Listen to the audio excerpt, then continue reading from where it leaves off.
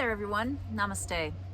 I'm Jill Loftus of Nuit Astrology. Welcome to your planetary energy forecast for the week of October the 3rd, 2022. So, I'm just going to say it briefly. We are in that square between Saturn in Aquarius and Uranus in Taurus. It doesn't get to the perfection by minute, but it does get to the same degree, 18 degrees of both signs. This is evolutionary energy. This is making for a little bit of a disruption. This month is bumpy, right? But this week, there's a lot of positive flows of energy that you can work with. So let's find the highest vibration for this. Now we start out on the 3rd. The moon is going to be in Capricorn, and it has some really interesting flows, but it's going to come together with Pluto. So this could be deep catharsis. This is really, emotionally charged. So high vibe it by being open to change, but do not be power tripping. Do not be Plutonian, right? Do not be from the underworld, right? Keep things in the light, keep things bright. Because then after the moon switches Monday, it goes into Aquarius on Tuesday, and then it comes together with Saturn, right? So the moon is really going through this like firing line of this big outer planet energy, right? And then Moon Saturn is always a little heavy, a little repressive. Look at where Aquarius is in your chart and make sure that you're high vibing this, but by doing hard work, right? It is a great way to work with any energy that is connected with Saturn. Saturn really respects hard work. So do the difficult inner work of understanding where you need to transform, where you need to kind of tighten things up in that Aquarius area of life. Now, it also is that juices that square between Uranus and Saturn, right? To have the emotions involved in there as well. So, detachment, right? That's it's the beautiful blessing of Aquarian energy is detachment.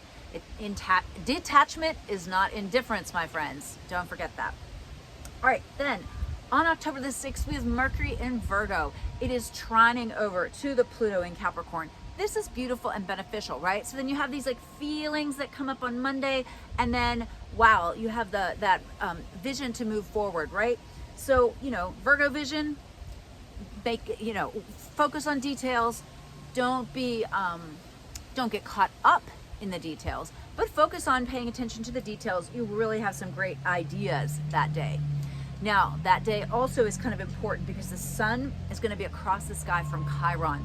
So Sun Chiron, that push-pull. Chiron's in Aries, the sun's in Libra. So relationships, discussing independence, how you're going to work together, what's working, what's not working. And also look where those two areas of life are for you, and that's where the push-pull will be in your life. Now, October the 7th, Mars begins to get in orb of the square over to Neptune. So Mars is in Gemini, right? Very active mentally, and the square to the Neptune. This can bring delusion, confusion. This can bring very powerful rhetoric, very powerful ideas and wanting to express them. So when you see somebody getting all up in their feels and trying to, explain something to you, back down a little bit, just step back, you know what I mean? Determine things for yourself, parse through the, all the, the 20 words that need to be, when you really only need to say one, right?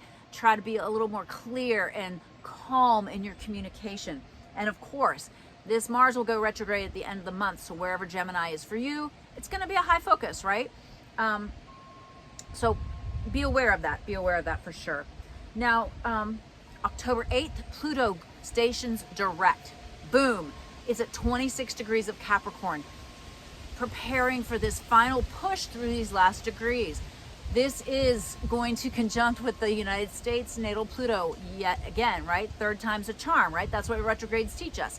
And if we're adapting and changing, when it comes up the first time, we're like, hey, whoa, okay, yeah, I see that.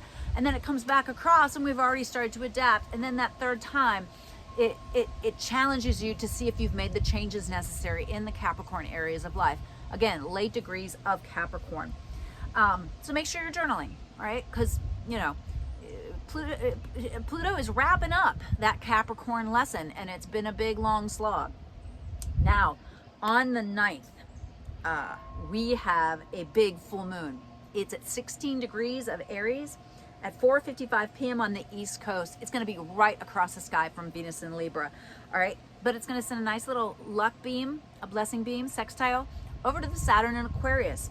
So big emotions, big feels, right? Aries moon is already big feels. I have a natal Aries moon, so well, let me tell you, big feels. But then, you know, also a full moon in that sign of Aries. So, you know,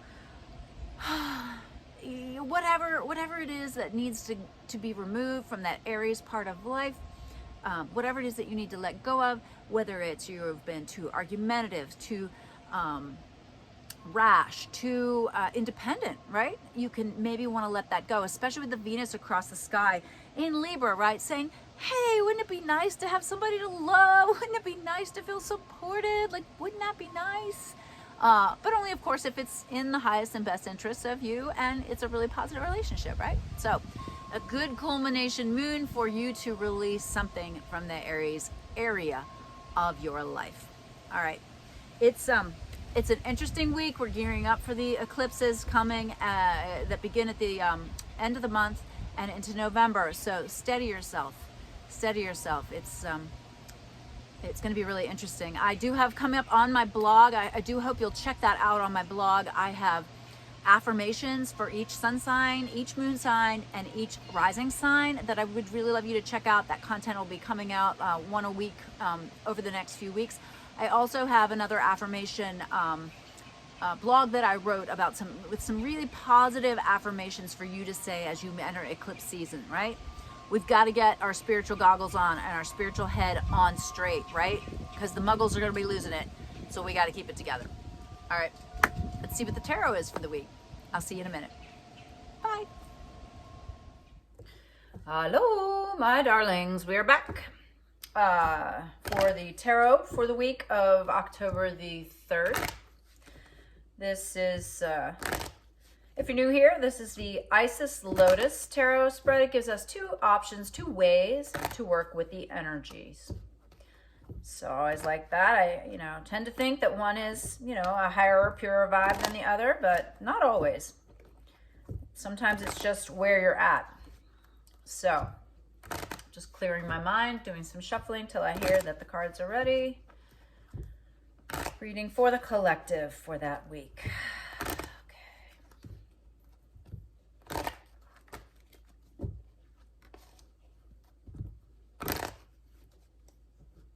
All right.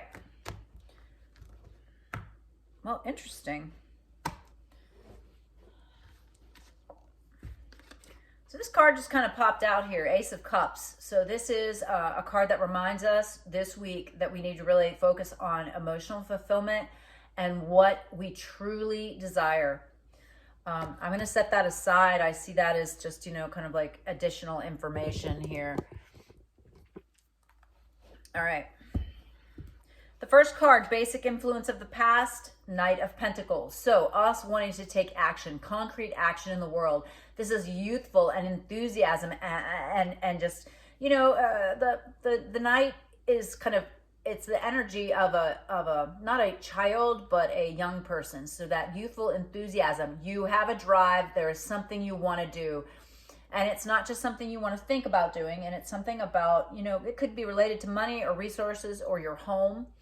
But there's something that you want to, that you've been wanting to take action on. Now in the present moment, well, here's more Pentacle energy. We've got the Ace of Pentacles. So here's you, ready to do the new thing, man. So everything else has, it's kind of like that staying, that everything that has come before created this perfect moment, right? All right, the present environment, Two of Pentacles. You got to stay balanced. You got to stay in the middle. No extremes. Good advice, yeah. Culmination of the influences, the Fool. All right, so some other people might be judging you. They might be disagreeing with you. They might be telling you that you're not making wise decisions. This indicates that you are, though, that you really do have it going on. Somebody who really understands how to manifest and things is often branded as foolish. I still remember when I opened my yoga studio, people asked me what my business plan was, and I was just like, I'm going to succeed. That's my plan. All right. The key card, all right? This is the core of the future. This is the Ace of Swords. So wow, we have the Ace of Pentacles, now we have the Ace of Swords. So you are wanting to be that Ace of Pentacles, and this is saying, okay, that's cool, but you need to eliminate some things. You need to let go of some things. You need to structure this. This is not, this is not Jill's business plan where I'm just like, I'm going to succeed. This is more of a, okay, time for a list of pros and cons, time for a practical, this is use your head, not just your heart. All right, be wise. Wow, we've got the Ace of Cups that fell out. We got the Ace of Pentacles, the Ace of Swords. Forget the Ace of Wands, would be hilarious. All right, so the opposing forces in play with this, what you need to eliminate or be really intellectual about. Well, we've got the Devil. That could be some potential problems here. It could be that you have to eliminate negative thinking, that you need to eliminate time wasting, that you need to eliminate anything you might be addicted to, whether it's the love of somebody who is not good for you or, too much Netflix. The other option, all right, we've got the Seven of Swords. So when the Seven of Swords shows up, this shows the potential of loss through theft, something being taken from you. All right, we're gonna need to get some more. These are both not that great options. Very interesting. All right, so we'll see. We'll see what comes next here. All right, near future. Oh, there's a two-pack card again. Having to walk away from something. There is something that you have got to let go of, and you keep thinking, but I've already spent this much time on it. I've already spent this much money on it. I've already invested this much. It's like how you save that sweater that you hate just because you paid $100 for it. Or, you stay in that bad relationship because you've already put in so much time and energy. Or you're staying at that dead-end job because, you just feel like you've lost time. This is the caution here. Yeah. All right. The modifiers for that near future card. Seven of Cups. Making choices. Making decisions. You can't have it all. Anybody who tells you can have it all has never tried to have it all, man. That is not true. But you can do less things well, right? You don't have to have all these things, but you need to refine it. The universe cannot simultaneously make it so that you're a world traveler and also a homesteader. You've got to pick, right? That's Jill's dilemma, right? I want to travel the world also. Who's going to take care of my garden? Oh, goodness. All right. The other modifier on the other side, we've got the Temperance card. Temperance, it's a card of balance. It's a card of moderation. It's a card of not going to extremes, right? Which is interesting, especially in light of that present environment card being the Two of Pentacles. So also very interesting. All right, so what paired with this Seven of Cups, we got the Page of Cups. Is it me or is this the same spread that we got last week? I don't know. I should look back at that stuff. Maybe one of you can compare it. Page of Cups, yeah. So when you're making these choices, when you're walking away from these other cups that you're letting go of, you're picking something new and it's got to really fill you up. Which makes me think of this card that fell out that tones the whole reading, right? The Ace of Cups. All right, and so over here with the Temperance card, we've got the Ten of Pentacles. All right, so you do have the resources, okay? You do have the abilities. You do have the connections. You do have what you need. Temperance, moderation, but yet you've got this abundance. All right, interesting spread so far. All right, I'm excited to see what these next two cards are for each side. So we're starting with the Four of Cups on this one side of the lotus. So this Four of Cups, I'm going to take a breath here and tune in because this card can mean two different things. It can mean either you believe in magical things or that you're being kind of lazy and expecting God to do the hard work. So let me just tap in for a second here. Yeah, this is you have to do the work. Yes, God is there. Yes, your angels and guides are there. Yes, there's a loving universe that wants you to have what you want, but you cannot just sit back and expect it to come to you. You have to do the work and you have to make those choices, right? Manifestation really is about choices at the end of the day, engaging the free will. On the other side, we've got the Three of Cups. All right, so this is abundance. This is happiness. This is joy. This is, all right, I'm beginning to feel like I've made some progress. Over here with the Four of Cups, our other modifier, Five of Pentacles. So this is feeling like you don't have enough, like you're feeling some kind of sense of lack, or maybe even you look at those Seven of Cups, you want to make choices, you want something that's going to fulfill you, you don't feel like you deserve it. All right? This is something you have to really guard your heart and mind for, because if you think you don't deserve it, it can't come to you. It's like you're wearing abundance repellent. Don't do that. All right, King of Wands over here with the Three of Cups. So really arriving at a state of being in charge.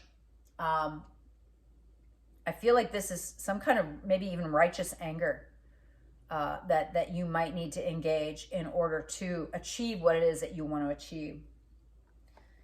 So yeah, energies for the week, you know, coming from this place of one manifestation, you wanting to start these new things that are concrete and in the world, you needing to be balanced, needing to do the thing that maybe, you know, you think is not always the most sensible thing, or not of traditional thinking, right?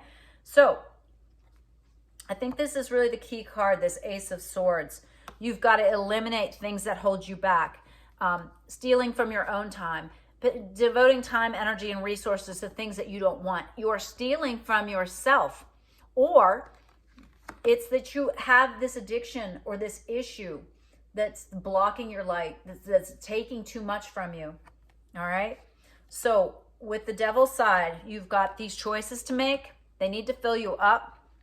You have to do the spiritual work and find yourself worthy to receive. For the Seven of Swords, from feeling like, you know, that something's being taken from you, or you're giving away your power, return to motivation. Remember, walk away from those things. All right? Maybe you've done them all your life. Today, you can stop today. Take a new breath, a deep breath. You can start over.